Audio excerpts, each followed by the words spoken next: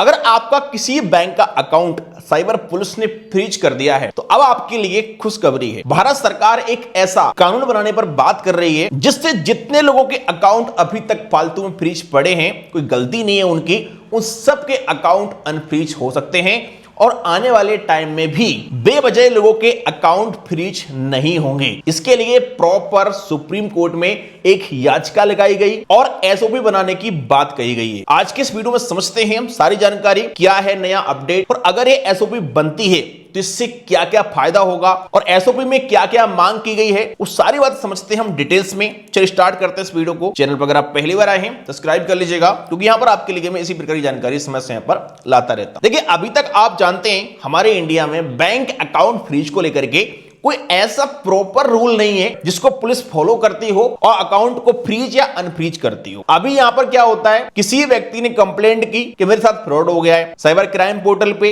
या 1930 पे कॉल करके पुलिस क्या करती है, यूटीआर नंबर से चेन बाय चेन जहां जहां पर वो मनी गई होती है सब लोगों के अकाउंट फ्रीज कर देती है, बैंक को बोल के फ्रीज करा देती है। लेकिन जरूरी नहीं है किसी व्यक्ति के अकाउंट में अगर पैसा आया है तो वो साइबर क्रिमिनल ही होगा।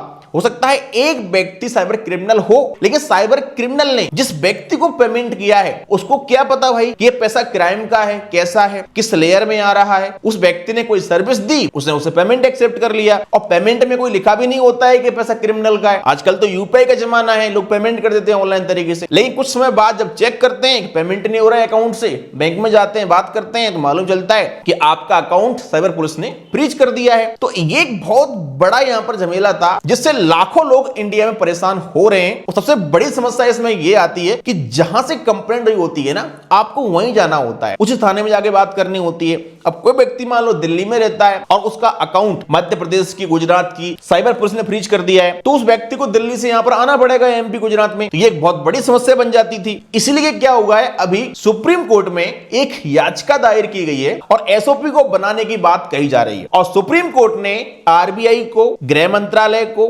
भारत सरकार को नोटिस सेंड किए हैं और जवाब मांगा है कि बैंक अकाउंट आप जो फ्रीज कराते हैं उसका नियम क्या है, कौन से नियम के तहत बैंक अकाउंट फ्रीज कराते हो और इसकी क्या गाइडलाइंस है। अभी तक क्या होता है, बीएनएसएस के सेक्शन 106 का इस्तेमाल करते हुए पुलिस बैंक अकाउंट फ्रीज करती है क्योंकि इस कानून के तहत पुलिस के पास अधिकार है कि वो किसी भी अपराध से जुड़ी संपत्ति को जब्त कर सकती है। लेकिन इसी कानून में यही बताया गया है कि जब पुलिस संपत्ति को जब्त करेगी तो उस संपत्ति को मजिस्ट्रेट के सामने पेश भी करना होता है। लेकिन ये बात पुलिस यहां पर भूल जाती है और लोगों के 5-5 साल तक भी अकाउंट फ्रीज पड़े रहते हैं। इसलिए इसके लिए प्रॉपर गाइडलाइंस बनाना जरूरी भी है। अब सुप्रीम कोर्ट में याचिका दायर की गई है, इसमें क्या क्या मांग रखी गई है पहले आप वो समझो। नंबर 1, इसके लिए प्रॉपर एसओपी बनाई जाए, मनमाने तरीके से बिना सुने बिना नोटिस के पुलिस अकाउंट फ्रीज ना करे। दूसरी यहां पर बात कही गई है कि पुलिस पूरा अकाउंट फ्रीज ना करे। क्या होता है, छोटा सा अमाउंट अगर हमारे अकाउंट में आया साइबर क्राइम का 10 रुपए, 20 रुपए, 1000, 500, 2000, इतने से अमाउंट में हमारा पूरा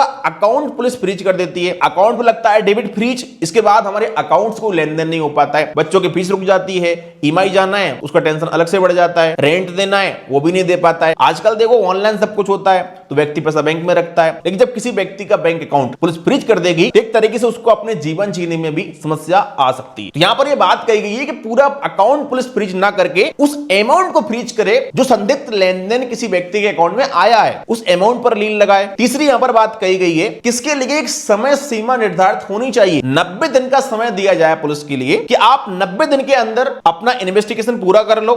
आपको लगता है कि व्यक्ति निर्दोष है, उसका अकाउंट अनफ्रीज कर दो। यदि आपको लगता है कि यह व्यक्ति दोषी है तो उसके ऊपर कार्रवाई करो। लेकिन अभी तक कोई गाइडलाइंस ही नहीं है। अकाउंट फ्रीज कर दिया पुलिस ने, अब इसके बाद 4 साल हो गया, 5 साल हो गए, अकाउंट फ्रीज ही पड़ा है। तो इसके लिए प्रॉपर यहां पर गाइडलाइंस बनाई जाए। बाकी बैंकों के लिए भी ये निर्देश दिए जाएं कि अगर पुलिस एक समय सीमा के अंदर अकाउंट अनफ्रीज नहीं करती है या फिर बैंक के लिए अपडेट नहीं देती है तो बैंक ऑटोमेटिक उस व्यक्ति के अकाउंट को अनफ्रीज कर दे और उस अमाउंट को होल्ड रखे जिस अमाउंट की वजह से अकाउंट फ्रीज हुआ है। चौथी यहां पर बात कही गई है कि अकाउंट होल्डर को अकाउंट फ्रीज होने की सूचना दी जाए, लिखित नोटिस दिया जाए और रिप्रेजेंटेशन देने का और सुनने का मौका दिया जाए। अगर आपका अकाउंट फ्रीज हुआ है तो ये बात आप जानते होंगे कि अगर हम पुलिस ऑफिसर को कोई नोटिस सेंड करते हैं या कोई प्रूफ सेंड करते हैं या रिक्वेस्ट करते हैं मेल पे अकाउंट अनफ्रीज करने की, तो रिप्लाई तक नहीं आता है पुलिस का। ना आई ऑफिसर कॉल रिसीव करते हैं, ना मेल का रिप्लाई देते हैं। इसके लिए प्रॉपर गाइडलाइंस बनाई जाए, कम से कम व्यक्ति को सुनने का मौका तो दिया जाए। चौथी यहां पर बात कही गई है कि पुलिस